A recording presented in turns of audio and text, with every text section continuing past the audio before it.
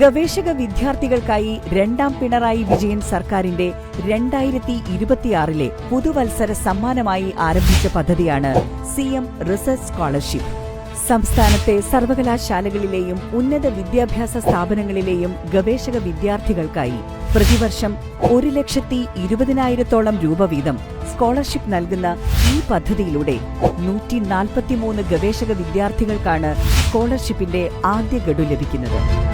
മാസം 10,000 രൂപ വീതം 3 വർഷത്തേക്കായി 3,60,000 രൂപയാണ് സ്കോളർഷിപ്പ് പദ്ധതിയിൽ വിതരണം ചെയ്യുന്നത്.